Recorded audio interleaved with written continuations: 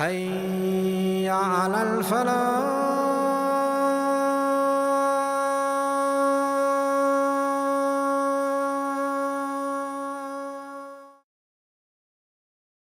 Why does it hurt so bad?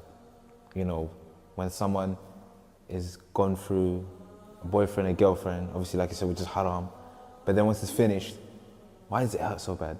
And what's amazing is there's no physical damage. You don't see nothing, no harm, no scratches, no cuts, anything. So you can't pinpoint an exact, but somewhere in this region, is this pain, severe pain, and you can't heal it. No first aid kit. So why does it hurt so bad? You know, the movies we watch and the TV programs, you know, they have an ending. And usually when they end it, is at the good parts, you know, when they're reunited with the person, they leave it at a good high. So we're constantly being bombarded with this, you know, happy ending and, you know, the two lovers coming back together, which builds up a fantasy on our side. From when we're born and throughout life, we have this void, this emptiness in our heart that we're trying to fulfill. Some people do it through drugs, some people do it through money, some people do it through the opposite gender. Usually, majority of the time, we try to fulfill this void through the opposite gender.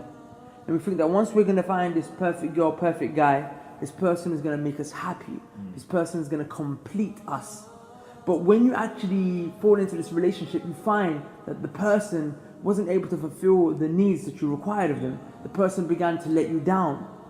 The person, you know, began to do things that you didn't expect them to do. And ultimately, because you have such high expectations for this person, any small thing they do is going to ultimately hurt you. The expectations of this void in the heart that you're trying to fulfill, this emptiness in the heart, is too great to be fulfilled by a mere human being. Now Allah subhanahu wa ta'ala put this emptiness there to navigate you towards Him subhanahu wa ta'ala. And know that all of these things will cease to remain because the dunya is temporary. That means you're destined to depression, sadness and unhappiness. And it's quite sad that as Muslims we need to begin to discuss such topics which possibly are of interest for some individuals, but unfortunately has possibly become a disease in the Muslim Ummah. Some people want to spread fawahish, illicit conduct and behavior inside society amongst the believers, who are beginning to question the authenticity of Islam, its role in Western Hemisphere. Whatever Allah subhanahu wa ta'ala makes halal or haram, there's great benefit in that.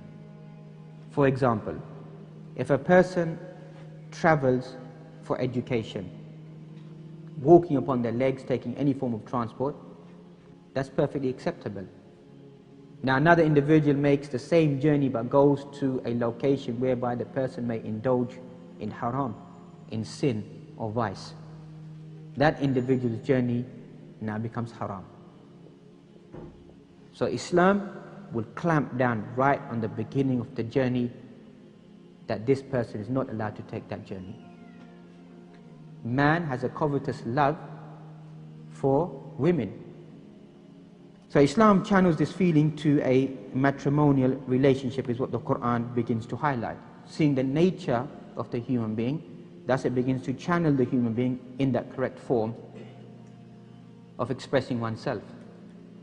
So that's the only way that one channels their khariza, their lust and their desires, is through wedlock. You go out of that fold, then you become the transgressors. So what is the beginning? The glance. Looking at somebody from the opposite individual. The second step that we find after the glance is speech. Because it's become a common relaxation, a common norm of the land, of the people, of Muslims, that there's no harm in being flamboyant. There's no harm in walking in a crowd of brothers and just shouting out and just laughing and joking. There's no harm for a brother to likewise to walk through the sisters and start shouting and joking. Don't be deceptive inside your speech. Don't allure your speech. If you speak, speak rough and harsh. And say words which are correct and straightforward. Straight to the point. That's how the advice has been given to the wives of the Prophet Muhammad sallallahu alaihi wasallam. How many times have we heard that? Well, I didn't really mean it in that way. But remember, shaitan is ready to grasp those words and play them around. That even when the mashayikh come, sisters running after them, calling them out, behaving like this, is that the way? Where's your sense of haya gone? Where's your sense of modesty gone? Don't take Islam as a joke, as a game. Then comes the third stage, free mixing or being alone. Intimate conversation leads to intimacy and being alone. A man and woman all on their own, the third individual is the shaitan. You lose your honor and your dignity, there's no respect for you. And then comes the fourth concept. After the glance, after the speech, after being intimate, you find relationship. Many people they highlight, well, Shaykh, give it to me from the Quran about girlfriends and boyfriends. Go and look at Surah Al-Ma'idah, the 5th chapter, verse number 5. وَلَا مُتَّخِذِي أَخْدَانِ. What do you find at the moment? Common practice, trying to teach that this is a norm of life. That even being Islamic, what do you find? I'm finding my own partner, Shaykh. So what's been happening in that journey of finding your partner? The glance, the speech, intimacy, conversation, and may Allah subhanahu wa ta'ala forbid anything else could have been happening. How do we know? That's what the Quran talks about. Good men are for good women. Good women are for good men.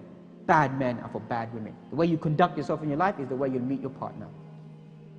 You find your partners on the streets, then you live your life on the streets. There'll be no barakah, there'll be no blessing. And all these new concepts of I'm a woman in my own right, and these new marriage contracts that you're finding at the moment, no evidence in the book of Allah subhanahu wa ta'ala.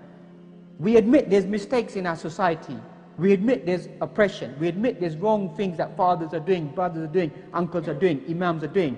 The solution is not to throw away the book of Allah subhanahu wa ta'ala and say women can do whatever they want to do. Very strange.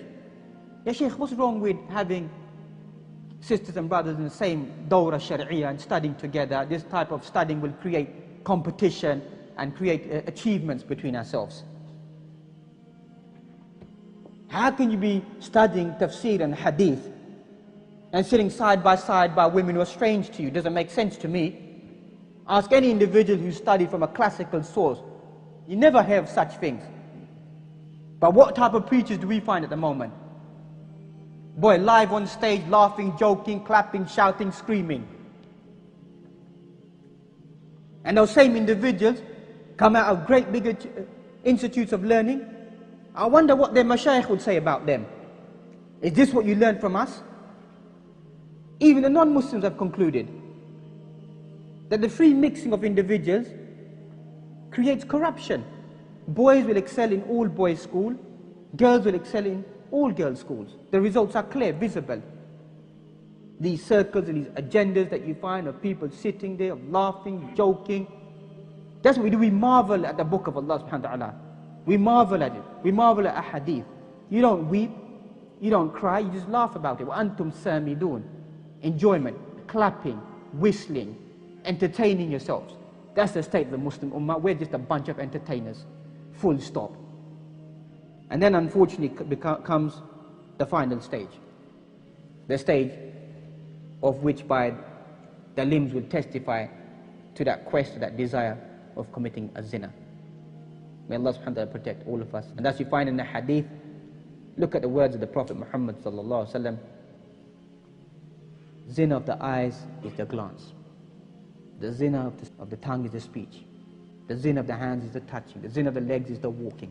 And then the private parts testify if that was the actual individual by doing the major action.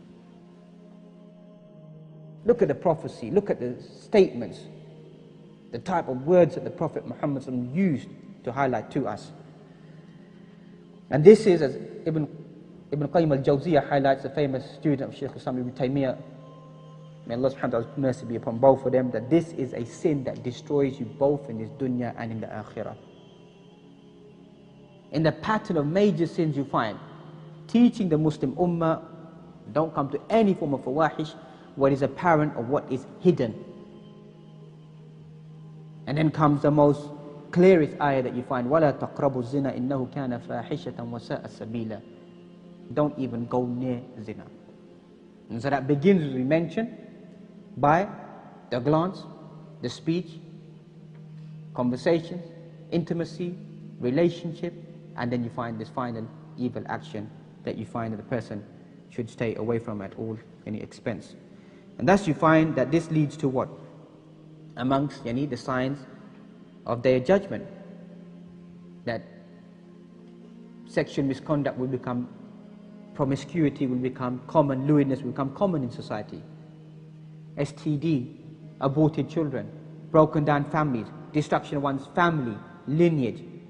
Those 5 principles that we talk about, you've destroyed them. And then you find it will come a people from our own ummah, make this action to be lawful and make the wearing of silk and ma'azif and musical instruments, etc. to be halal. And then the sad thing is that, ya ikhwan, is that some individuals boast about their actions. Because once you lose that shame, then you've lost your iman.